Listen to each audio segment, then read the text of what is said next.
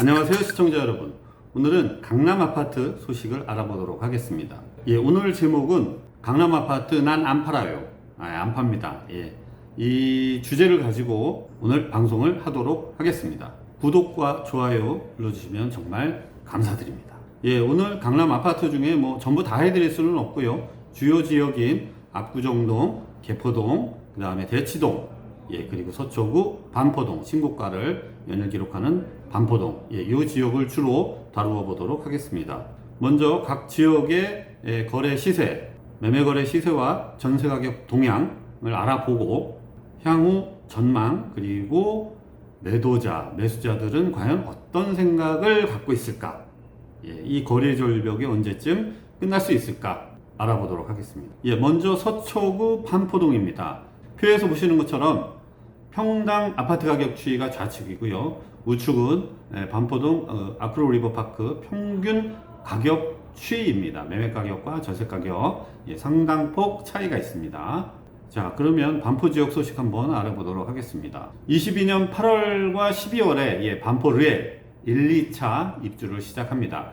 1, 2차 모두 총 876세대이고요. 23년 8월 레미안 원베일리가 2990세대가 입주를 앞두고 있습니다. 그러니까 향후 1년 안에 반포에 신축 주택이 3866세대가 입주를 합니다.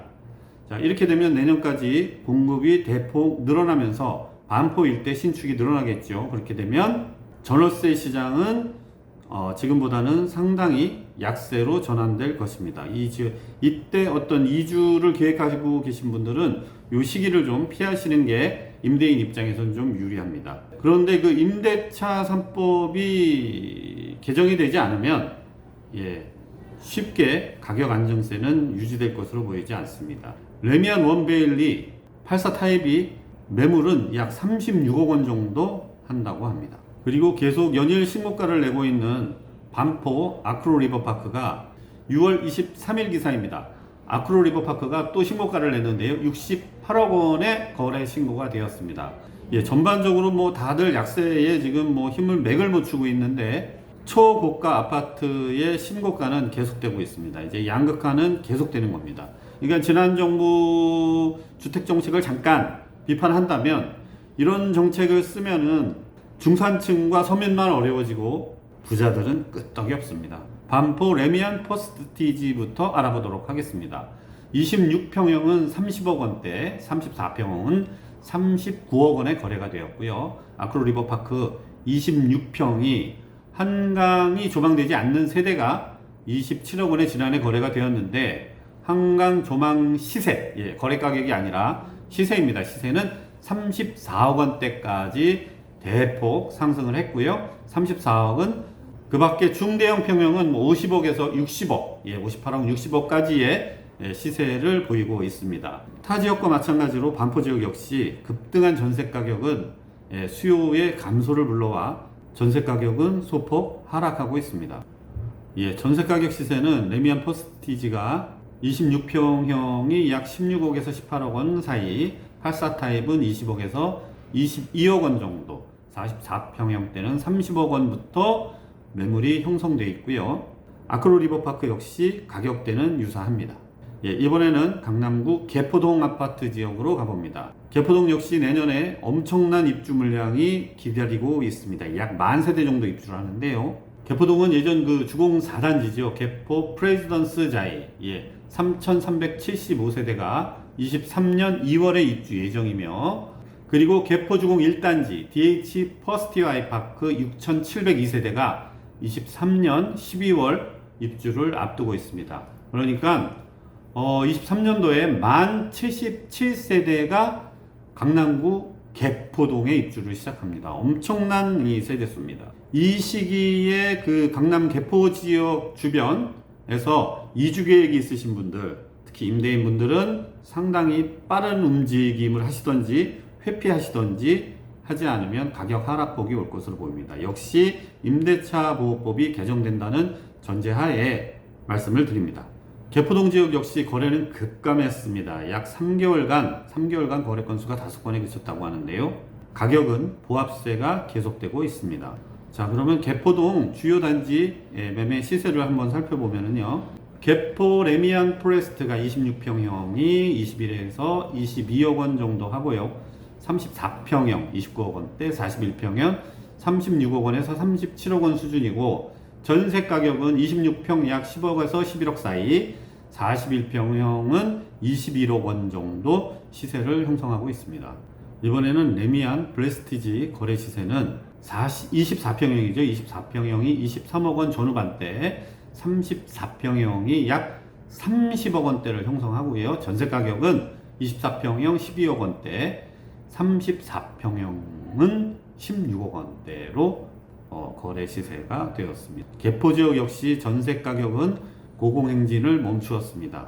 급등한 전세 가격으로 아까 반포 지역과 마찬가지로 전세 수요가 많이 감소한 탓입니다. 하지만 구축도 산재에 있는 개포 지역은요, 신축보다는 구축으로의 수요가 몰리고 있어서 구축 가격은 소폭 상승을 하고 있다고 합니다. 자, 이번에는 대치동으로 가보겠습니다. 대치동은 학군 수요가 상당히 큰 지역입니다. 그래서 여름방학, 겨울방학에 수요가 많이 몰리고 있습니다. 지금 여름방학 이전에 대치동으로 이전하려는 수요가 많아서 전월세 시장이 지금 상당폭 거래가 늘어나고 있고요.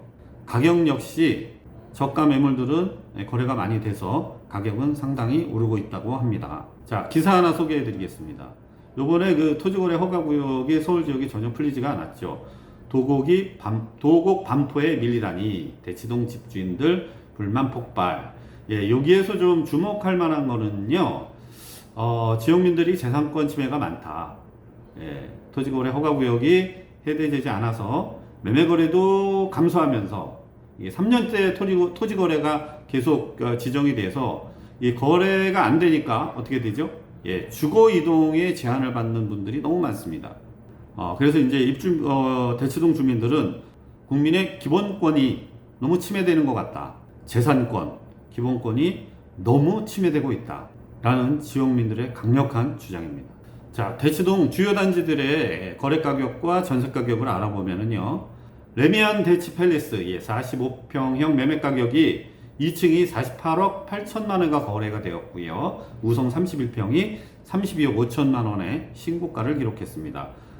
매도 호가는 26평형이 약 27억 원, 34평형은 35억 원대, 45평형은 50억 원 이상 매도 호가가 형성되어 있고요. 재건축 단지인 선경 우성은 31평형이 32억 원에서 33, 4억 원까지, 45평형은 40억 중반대의 가격을 형성하고 있습니다. 전세 가격은 역시 아까 말씀드린 것처럼 방학 수요가 늘어나면서 저가 매물들이 나가고 이제 고가 매물들이 남아있으면서 가격은 소폭 상승을 하고 있습니다. 대치동의 대장 레미안 대치 팰리스 전세 가격은 34평형이 21억 원, 38평형은 24억 원, 45평형이 32, 3억 원대 수준이고 가격은 상승세로 전환되고 있다. 이렇게 말씀드립니다. 이번에는 압구정동으로 가봅니다. 주택시장이 상당히 불안한 시장임에도 불구하고 압구정동은 매도 매물이 감소하고 있다고 합니다. 반면 오히려 매수자들의 관심은 증가하고 있지만 거래는 크게 일어나지 않고 있습니다. 거래 매도 호가 시세를 좀 알아보면은요, 27평형 기준 30억 원대, 30평대는 39억 원에서 40억 원 이상 나오고 있고, 48평형은 55억 원대, 50평대는 65억에서 70억 원까지, 60평형대는 75억에서 85억까지 이런 매매 가격을 형성하고 있습니다.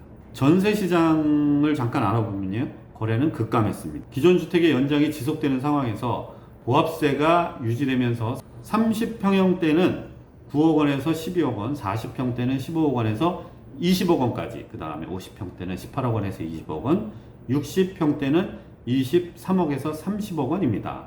자, 이렇게 해서요, 주요 지역의 주요 단지들, 대장주들 한번 가격을 알아봤습니다. 전세와 매매 가격을 알아봤는데요. 자, 그러면 소유자들의 생각은 어떨까요? 매도자들은 어떤 생각을 하고 있고 매수자들은 어떤 생각을 하고 있는지 알아보겠습니다. 매도자들의 가장 중요한 포인트, 절대 가격을 하향 조정해서 매도하지 않는다. 이게 공통된 의견입니다. 그래서 오늘 제가 제목을 예, 강남 아파트 난 안 팔아요. 안 팝니다. 강남권의 소유자들은 대부분 현금 유동성이 좋은 분들이 많습니다. 그러니 돈이 급하게 아쉬워서 팔지 않는 한 매물은 가격을 내려서 거래가 되지가 않죠. 쉽사리 매물을 가격을 내려서 거래하지 않습니다.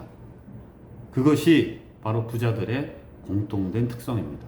이게 뇌피셜이라고 하실 분들이 있는데요. 이건 뇌피셜이 아니고 강남 지역 주요 지역에 전화를 몇 번만 해보면 다 알 수 있는 상황들입니다. 물론 지역적인 편차는 좀 있지만은요, 대부분의 공통된 소유주들의 입장입니다. 자, 그럼 매수자들은 어떤 생각을 하고 있을까요? 현 정부의 정책을 상당히 기대를 했죠. 그러나 여전히 토지거래 허가구역이고 대출 제한으로 문제가 되고 있고, 대출이 풀어지더라도 금리 인상도 있죠. 그 다음에 실물 경기가 둔화되면서 거시경제에 좋지 않은 전망 등으로 선뜻 매수에 나서지 못하고 있는 게 현실입니다. 매도 호가가 내리면 사겠다고 하는 분들도 있기는 하지만 매도 호가가 내린다고 쉽사리 덤벼들지 않습니다. 왜? 더 내려갈 수도 있다고 생각하기 때문이죠. 근데 그거는 좀 잘못된 생각입니다. 내리면 살 것 같지만 또 내릴 것 같아서 못 사고 또 내릴 것 같아서 못 삽니다. 왜? 이래서 부동산 불황기에는 추격 매수가 일어나지 않는 거죠. 이렇게 매도자와 매수자가 생각이 다르니 거래가 일어날 수가 없습니다. 하반기에도 주택시장은 녹록지 않습니다. 정말 어려운 시장이 될 것 같습니다. 특히 강남 아파트는 수도권 전 지역에 영향을 주는 아주 민감한 곳이기 때문에 정부에서는 발화 원점으로 생각하는 곳이 바로 강남 아파트입니다. 그래서 많고 세심한 관리를 하고 있는 것이죠. 거래가 늘어난다고 해서 지난 정부처럼 가격이 급등을 하거나 폭등을 하는 그런 시장은 없을 것으로 예상이 됩니다. 하반기에는 강보합 내지 약보합으로 유지가 될 것으로 예상이 됩니다. 왜냐고요?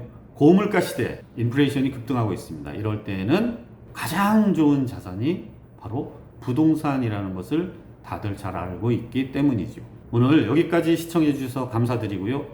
구독과 좋아요 눌러주시면 큰 힘이 됩니다. 시청해 주셔서 감사합니다.